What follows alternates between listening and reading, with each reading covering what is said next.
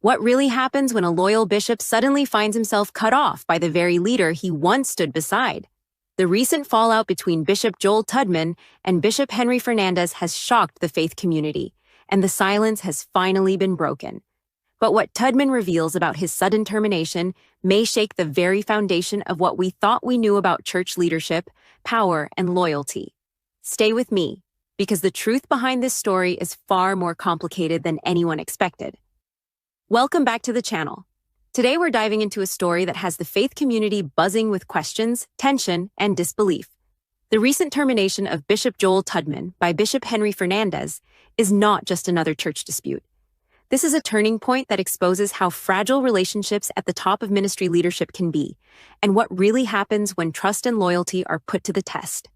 For months, people speculated in silence. Rumors spread, but answers never came. Many wondered, why would a man of Tudman's stature and influence suddenly be dismissed? What could have led Bishop Henry Fernandez, a respected leader himself, to make such a drastic decision? Well, Bishop Tudman has finally spoken out, and his words paint a very different picture than what we were led to believe. In this video, we're going to unpack the timeline of events, explore the behind-the-scenes tensions, and reveal details you won't hear anywhere else. And let me warn you, what you're about to hear may completely change the way you see these two men of God, their ministries, and the power struggles that happen far from the pulpit. So grab your seat, because this is not just another headline. This is a story of ambition, betrayal, and the cost of silence finally broken. And trust me, you won't want to miss the twists we uncover as we move deeper into the facts. Before we break down the shocking termination itself, it's important to understand exactly who Bishop Joel Tudman is and why his voice carries so much weight in the world of faith and leadership. Joel Tudman's journey has been nothing short of remarkable.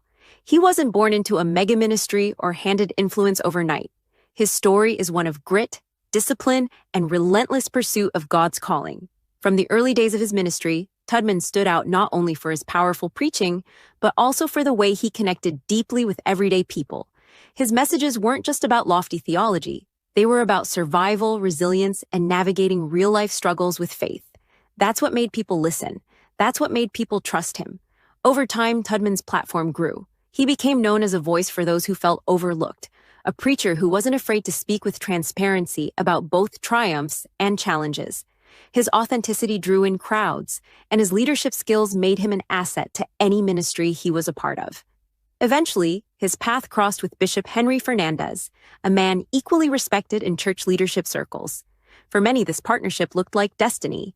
Fernandez had influence, a long-standing reputation, and a ministry network that extended across nations. Tudman brought energy, fresh vision, and a connection with younger generations of believers.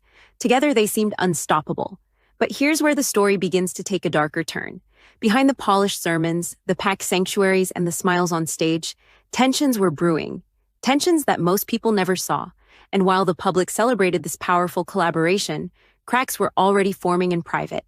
As we move into the next chapter, we'll explore the rise of Bishop Henry Fernandez and how his leadership style may have clashed with Tudman's vision, ultimately setting the stage for a shocking termination that no one saw coming.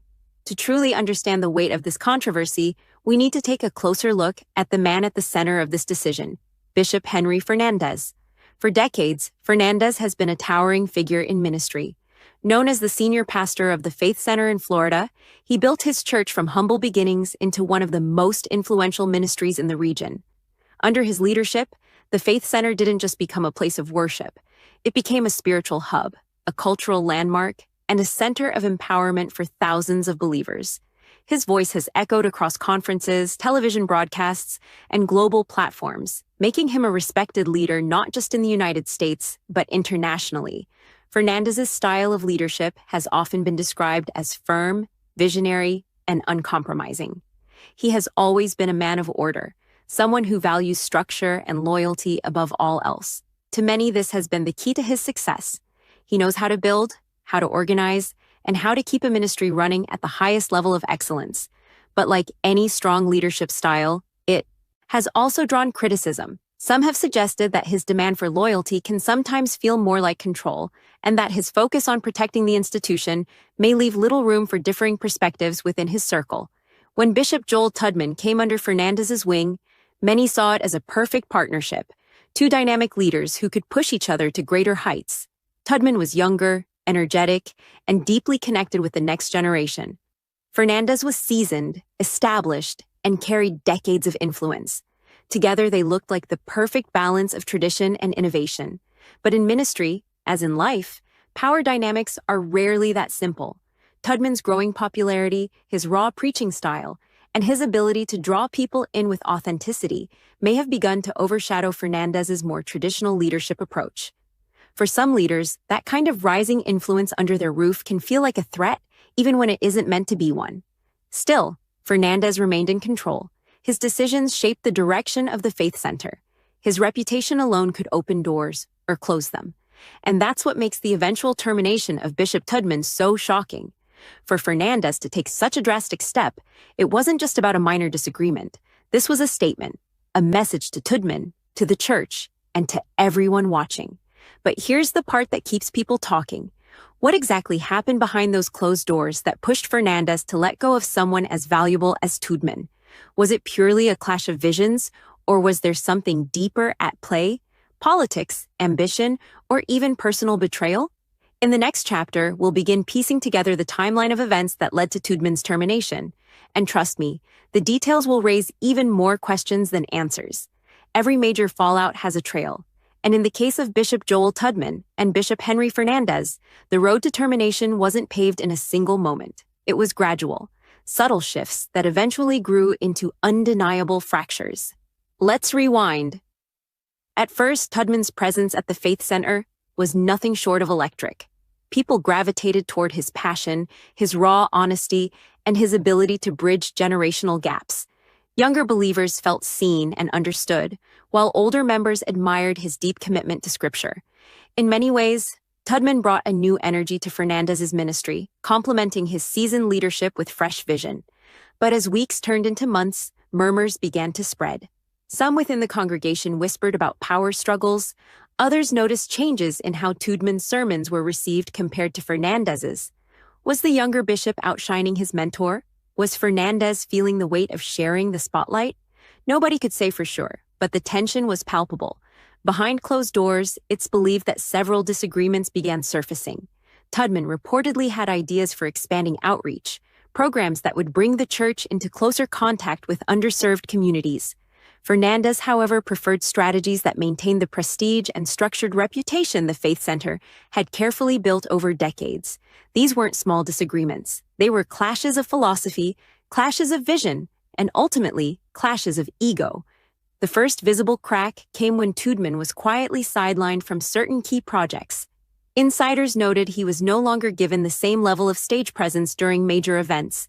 His voice, once celebrated, began to feel muted in comparison. To outsiders, it may have looked like a natural shift in focus, but to those paying attention, it was a clear signal. Something was changing. By the time rumors of strained communication leaked, the writing was already on the wall. According to accounts circulating within ministry circles, Tudman felt blindsided, unsure of where he stood, uncertain of whether his contributions were still valued. Fernandez, on the other hand, reportedly grew more firm in his resolve, distancing himself and reinforcing his control over every decision made within the church's hierarchy. And then came the moment nobody expected. Without warning, without public explanation, Bishop Joel Tudman was terminated from his position. The announcement sent shockwaves across the congregation and beyond. Questions erupted immediately. Why now? Why in this way? And why with so little clarity? But perhaps the most haunting part of this timeline is not the termination itself, it's the silence that followed. Weeks turned into months, and while rumors flew, neither Fernandez nor Tudman gave a full public statement. That silence only fueled speculation. It left church members divided, supporters frustrated, and the wider faith community desperate for answers. And just when people began to assume the truth might never come out, Bishop Tudman finally broke his silence. What he revealed about his departure wasn't just about being dismissed. It was about what he experienced behind the scenes and the unspoken pressures that come when ministry leadership becomes entangled with politics and power. In the next chapter, we'll break down exactly what Tudman said when he spoke out for the first time, and why his words may forever alter how the story is remembered. For months, all anyone could do was speculate.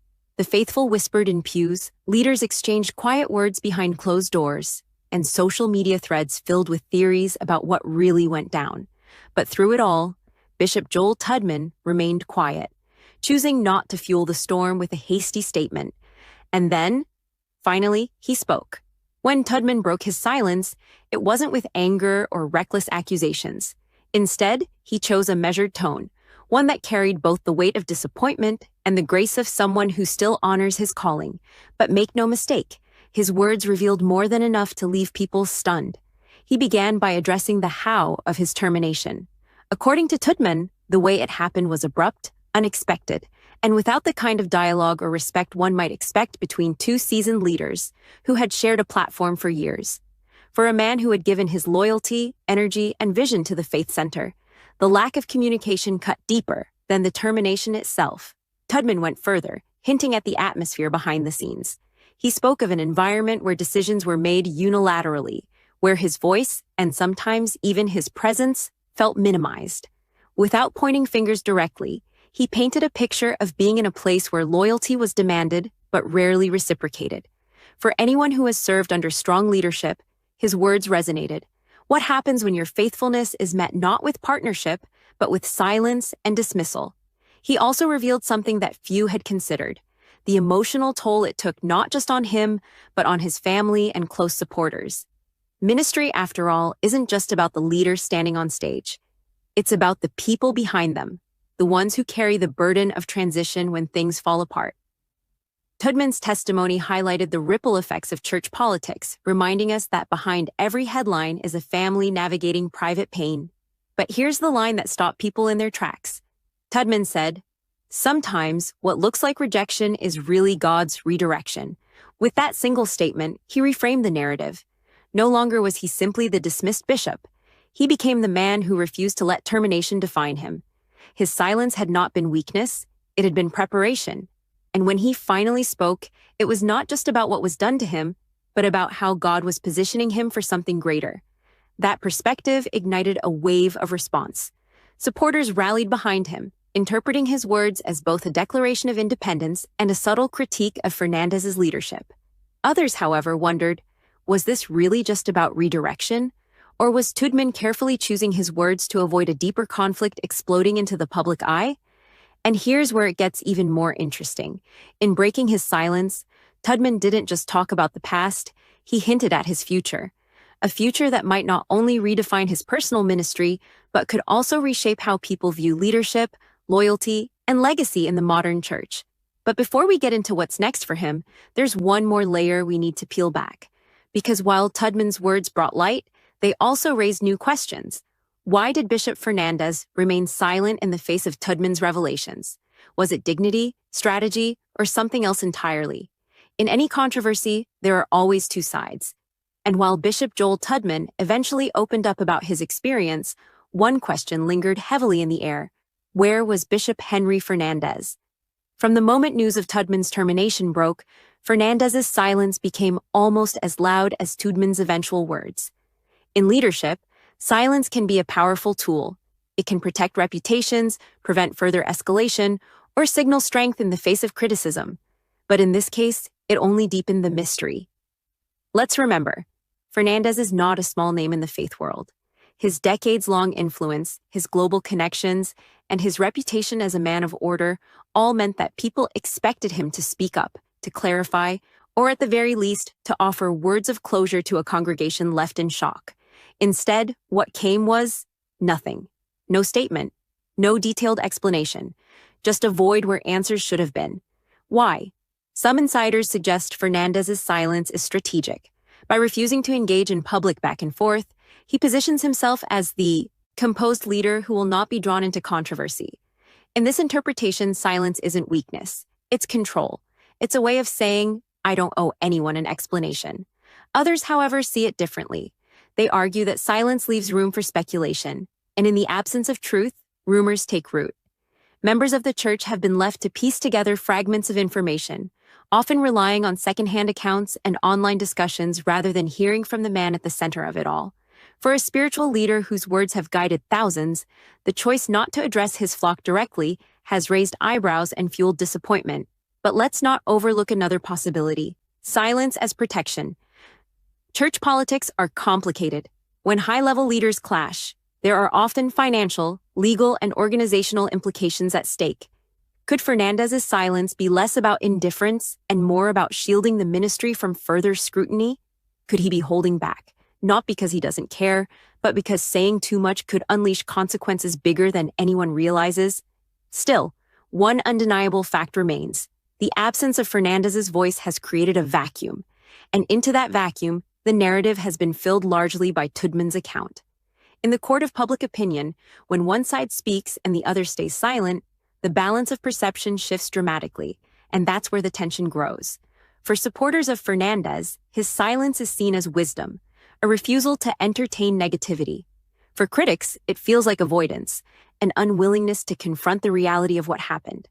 Either way, his silence has not killed the conversation. If anything, it has kept it alive, adding fuel to the fire as people debate what the real truth might be. But here's where things get even more intriguing. Silence doesn't last forever. History tells us that at some point, either directly or indirectly, Fernandez will have to address the situation. Whether through a sermon, a carefully worded statement, or simply through his actions, he cannot remain quiet indefinitely. And when he finally does speak, it could change the entire direction of this story. But while we wait for that moment, another question has already emerged. What does Bishop Joel Tudman do now? Where does he go from here? And how does he rebuild not just his ministry, but his identity in the eyes of the faith community? Because as much as this controversy has been about his termination, it may ultimately be about his transformation. When a door closes, another often opens. And for Bishop Joel Tudman, his termination may not have been the end of his ministry. It might have been the spark for an entirely new beginning. In breaking his silence, Tudman made it clear: rejection does not define him. Instead, he framed the ordeal as redirection. And if history tells us anything about leaders who face setbacks, it's that many of them use those very moments as stepping stones towards something greater. Already, whispers in ministry circles suggest that Tudman is preparing for a new season of leadership, one that may take him beyond the walls of the faith center. With his charisma, his ability to connect across generations, and the loyal support base he built over the years, Tudman has every ingredient necessary to launch a ministry that stands on its own. But what would that look like? Some believe Tudman may establish his own church, planting roots in a city where he can pour fresh vision into a new congregation. Others think he may lean more heavily into conferences, digital platforms, and online ministry, reaching global audiences who crave the authenticity and energy he brings. And given the times we live in, where virtual ministry often has greater reach than physical buildings, this could be the perfect opportunity for him to build something larger than anyone expects. Of course, challenges will come. Rebuilding after public termination is never easy. Critics may try to paint him as the bishop who was dismissed. Others may question whether he has the stability, resources, or support to stand independently. But Tudman's greatest strength has always been his resilience. And if his own words are true, this season is not about proving his worth to people. It's about fulfilling the assignment he believes God has placed before him. Meanwhile, the faith community watches closely. Will this controversy fade into history as just another church dispute? Or will it become the moment that propelled Bishop Joel Tudman into the next most impactful phase of his ministry? The story of Bishop Joel Tudman and Bishop Henry Fernandez is not just about termination. It's about leadership, power, loyalty, and the unseen struggles behind the pulpit. Tudman's rise, his sudden dismissal, and his eventual decision to speak out remind us that even in sacred spaces, human dynamics of ambition and conflict still play a role. For Fernandez, silence remains his chosen weapon, leaving the world guessing about his true reasons and intentions. For Tudman, breaking silence was his act of reclaiming his voice, his dignity, and his destiny. And for the rest of us, this story serves as a sobering reminder. Leadership is not just about titles. It's about how you treat people, how you handle conflict, and how you respond when the spotlight shifts away from you. So, what do you think? Was Tudman's dismissal a matter of vision and direction, or something deeper? Do you see Fernandez's silence as wisdom or avoidance? And most importantly, what do you believe is next for Bishop Joel Tudman? Let's talk about it in the comments below. I want to hear your perspective. If this video opened your eyes, make sure to like, share, and subscribe for more in-depth coverage of trending and controversial stories in the faith community. Because trust me, the stories behind the headlines are far from over,